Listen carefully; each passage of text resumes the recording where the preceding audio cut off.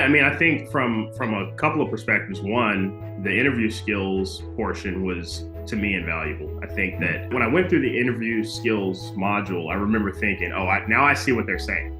The feedback that I got from that prior interview that I didn't go forward, it made sense. I'm like, okay, if I would have gone through it with this kind of perspective and been prepped in this way and controlled the conversation a little bit differently, provided very tangible input, this probably would have looked a lot different. And it's just something that I think was maybe a little bit of a blind spot for me at that point. And so I think for me, that was highly useful. And then also just the components around automation and creating scripts and just really kind of like making it a much more efficient process from getting from point A to Z. And so instead of, finding a role that looked right and then going and trying to figure out who the person is I need to talk to and then trying to think of what to say, it was a pretty consistent process where it was the same every single time.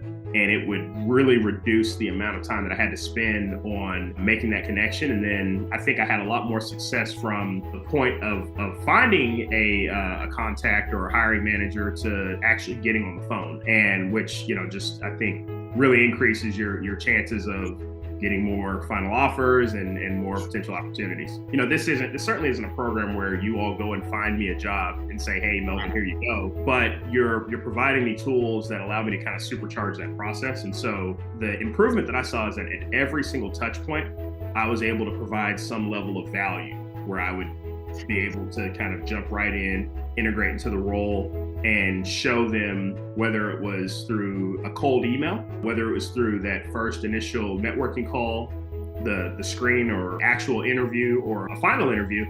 In each of those steps, I could show very tangible things of how I would be able to jump into the organization and provide value immediately. And I think that was just, very much tied to the skills that I was able to kind of hone and learn through the modules. What advice would you have for someone who is considering working with ECU? Trust the process.